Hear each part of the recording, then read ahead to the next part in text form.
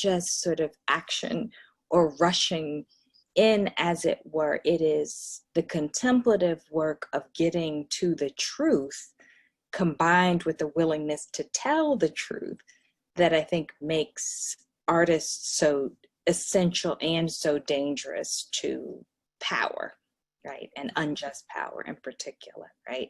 And so it's not a, you know, it's not it's not an impulsive task. It's an urgent one, but not impulsive. And I think that's what she teaches us. So there's like, so that reflection is also really important now, and sometimes hard to remember because everything moves so fast and attention is sort of constantly zooming. So yeah, I just want to reiterate that I don't want to I mean, I don't think it can be overstated at all that contemplation is so necessary. When you think about the things that she read, and Edwige alluded to this, like she read everything from everywhere, good or bad, even if to be able to say intelligently, like this is a bad piece of blank. But to be familiar with those things. So there is the active moment of reading, but then there is the inactive moment in terms of an outward look that is contemplation. And I think the way that it was represented in the pieces I Am, if I recall correctly, if not there, somewhere else where she talks about baking as part of thinking. I mean, you need to do things with your hands. And I remember reading something about Maya Angelou saying the same thing. Like if she was trying to arrange things in her mind, she would play solitaire to figure out, where does this go? How does the contemplation happen? And that's so important in an urgent kind of moment.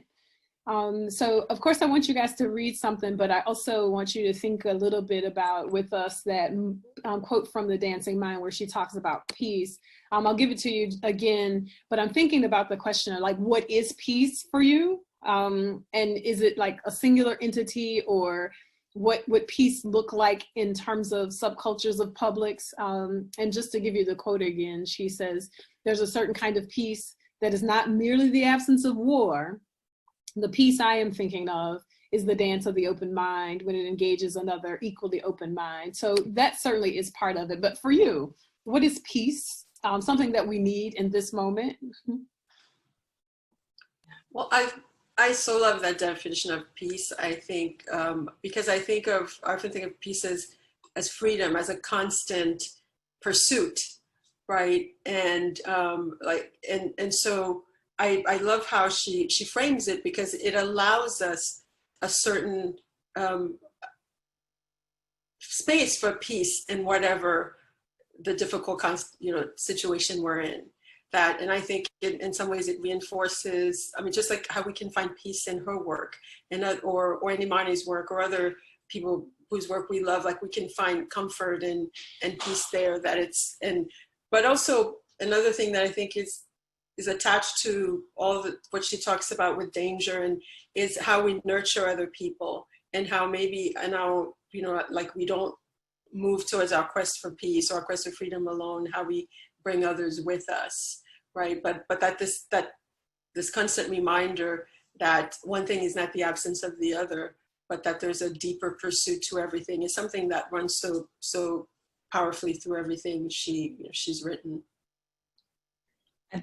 That I mean, that's, I mean, yes, I love that formulation, because I feel my first response was to say it's elusive, right? I mean, I don't feel particularly at peace these days, but the idea of pursuing peace resonates with me. And the only kind of immediate image that came to mind is that those moments when you're with someone you love. I'm thinking about being with my children and we laugh, right?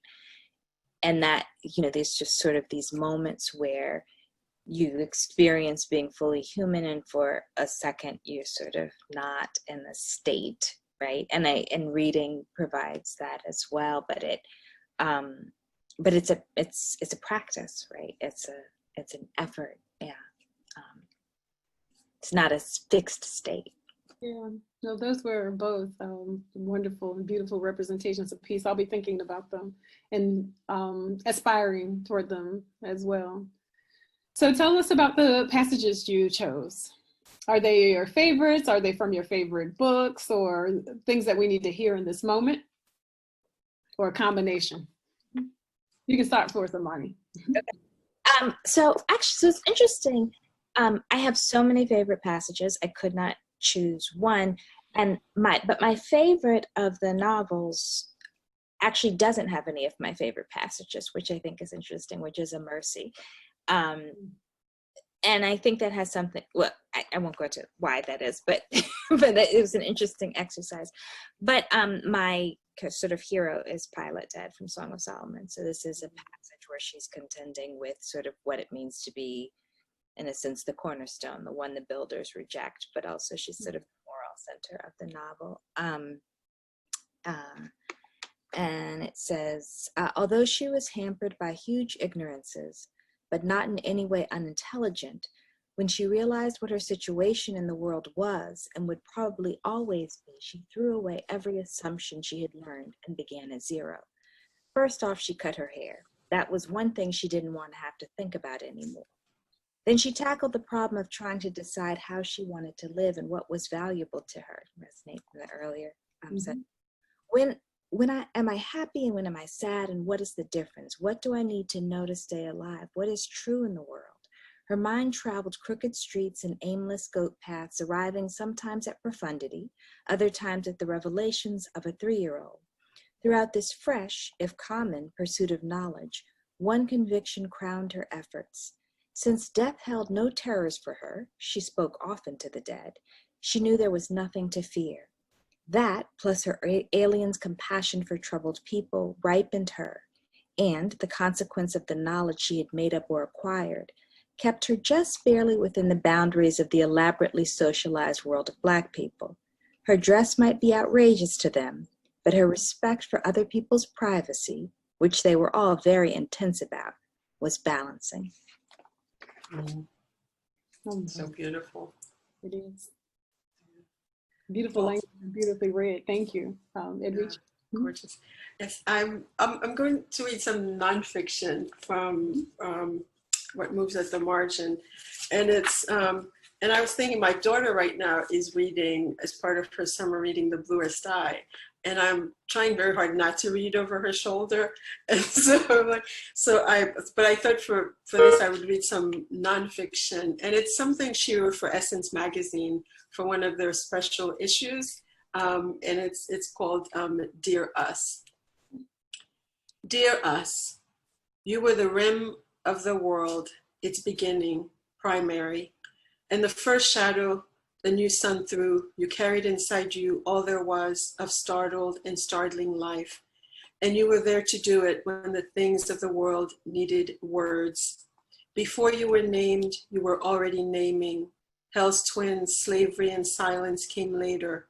Still, you were like no other, not because you suffered more or longer, but because of what you knew and did before, during, and following that suffering. No one knew your weight until you left them to carry their own, but you knew. You said, "Excuse me, am I in the way?" Knowing all the while that you were the way. You had this canny ability to shape an untenable reality, mold it, sing it, reduce it to its manageable, transforming essence, which is a knowing so deep, it's like a secret. In your silence, enforced or chosen, lay not only eloquence, but discourse so devastating that civilization, quotes, could not risk engaging in it, lest it lose the ground it stumped. All claims to prescience disintegrate when and where that discourse takes place. When you say no or yes or this and not that, change itself changes. So the literature you live and write, ask and gives no quarter. When you sculpt or paint, organize or refute, manage, teach, nourish, investigate or love, you do not blink.